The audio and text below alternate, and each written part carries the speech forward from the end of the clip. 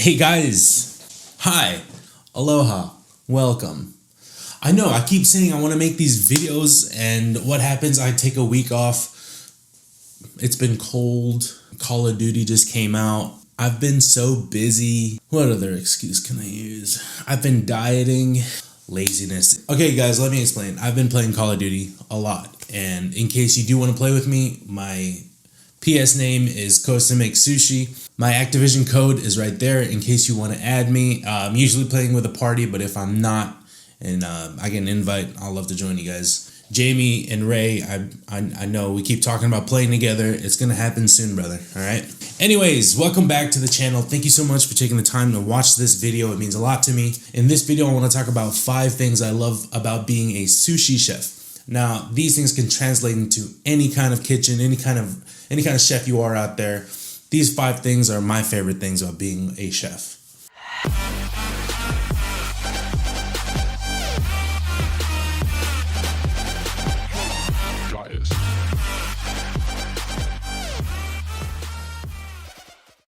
Number 1, networking. I love networking. I love getting to meet new people. I love getting to venture out into and learn and figure out what kind of work they're into and how we can work together into kind of creating more business for each other. Sometimes I've traded sushi for tattoos. I love to tell them, hey, why don't you come and see me at the restaurant? I'll pay for your dinner. I'll make your dinner as a thank you for your services or whatever it is I'm trading. Through networking, especially Instagram, and I'm starting to get on the YouTube grind, I've learned a lot about photography, videography, and I love making videos. I made them all my life, of these goofy little singing videos.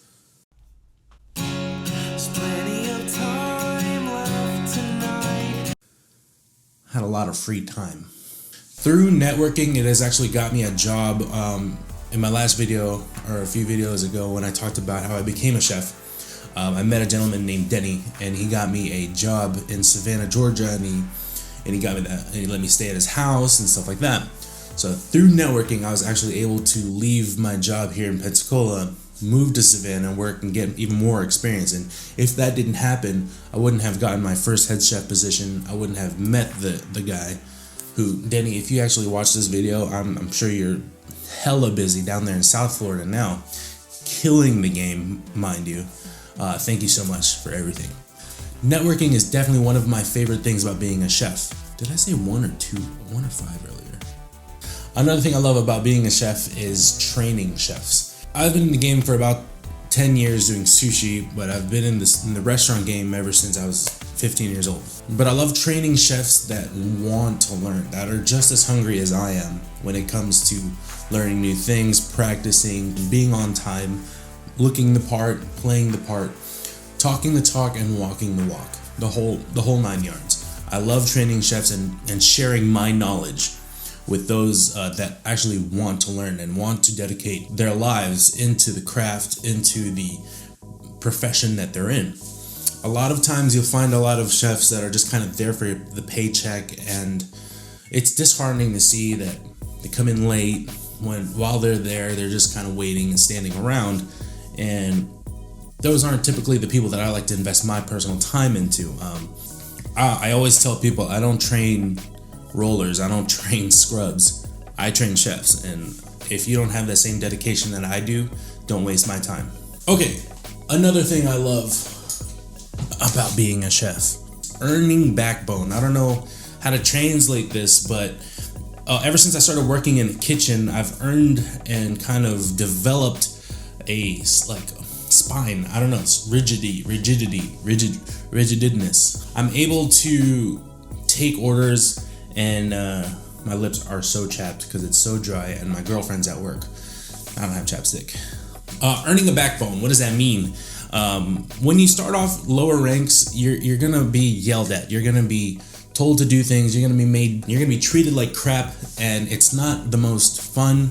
But when you muscle through it all, and you start to create this kind of, okay, well, I'm used to it, I don't mind it anymore, let me just do it, instead of having to wait until your head chef or someone above you say, hey, you know that we're out, just do it, and you'll know. You won't have to be told to do it anymore, and they're not going to yell at you as much.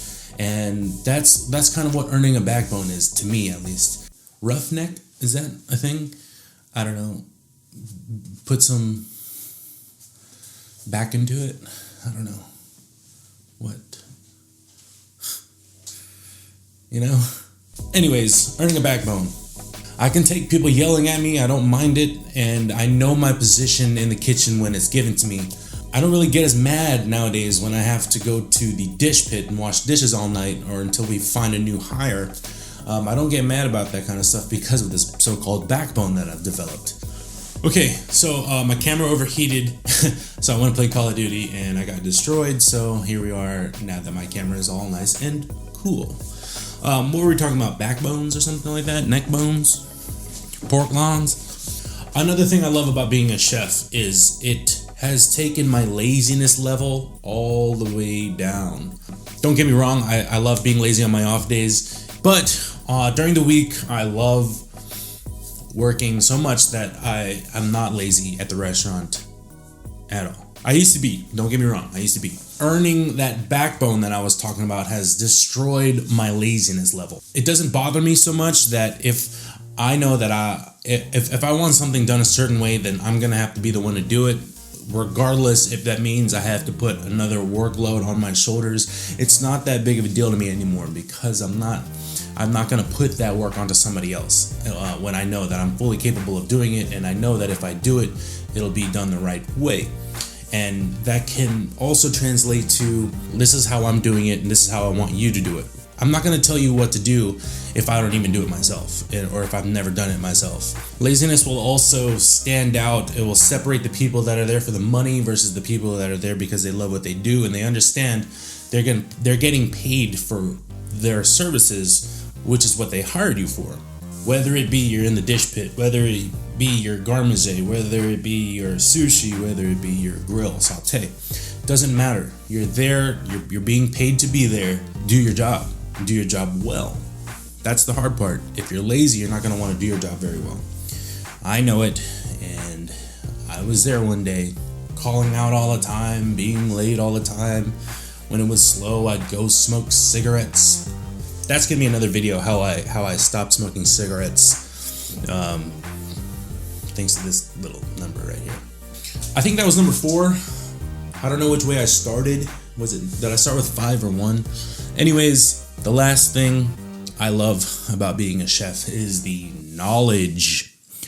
My microphone's down here. The knowledge. Hello. Good evening. Hello. Good evening to you. I get to learn new things. I love learning new things. Ask my girlfriend. Every time I'm going to bed, I like to spend like 30 minutes to maybe an hour on YouTube, and it's the most random things. I love to watch. Right now, I'm like obsessed with watching honeybees. I don't know why. I love learning new things, and then once I'm actually interested, I'm captivated, and then I obsess over it. And I want to learn as much as I can. And it's really random, but one thing that has never changed was my passion for learning new things about sushi. I think it's Eater, the YouTube channel, they have the Omakase series, and I love watching every time they have a new one. I think they have about 39 or 40 episodes out right now, and I love watching those. It's knowledge. They're sharing their knowledge, and it's just like, I'm trying to just take it all in. One thing I kind of tell some of my friends, I'm like the Goku of sushi. What does Goku do? He goes to fight all these people, not to prove that he's the best, but to learn, to eventually he earns himself the number 1 position, being the best in the world.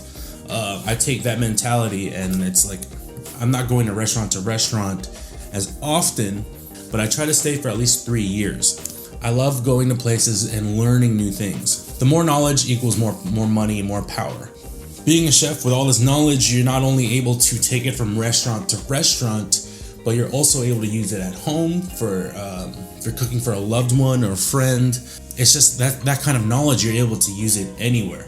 And you're also, whenever you go to a different restaurant, you're able to use what you learned in the past and bring it to that next place. And what's going to happen is, the beautiful thing is, you have this ball of knowledge, right, that you've formed, working at your current restaurant or your last restaurant. You go to another restaurant, you bring this ball with you, and what's going to happen is you're going to work under so many other chefs, and that ball's going to get bigger and bigger and bigger because you're going to learn different techniques. You're going to learn different recipes. By the end of it, your balls are going to be so huge that you don't know what to do with it anymore. Once you hit that point where your balls are so big, when you hit that point when your ball is huge, once you get to the point where your ball is big, that's probably the time where you can actually become the head chef, open your own restaurant, or become a restaurateur of some sort. That's kind of a weird way to put it, but it's true. Your knowledge starts off as like a little marble. 10 years down the road, your ball is so huge that it's time to break some off and share it with other people. If that makes any sense. But don't worry, because sharing is caring. All right, guys, I hope you enjoyed this video. I had tons of fun doing it, and I'm gonna try to do my next video a lot sooner than later. Call of Duty. Oh, Disney Plus, you know? It's like, busy. I gotta watch all these movies now. Thank you so much for hanging out with me and watching this video. I hope it wasn't too long. Let me know if there's anything that you guys want to know about. I know that I do want to shift the videos into a kitchen soon. I need to figure out how to stage my kitchen to make it look good, and start doing some stuff like that where I can demonstrate some techniques and stuff like that. So stuff like that. If you aren't already, please subscribe to this channel, and I will be back sooner than you think. Maybe not. Yeah, subscribe, share. If you learned anything, hit the like button. And if you didn't learn anything, sucks for you. All right, bye.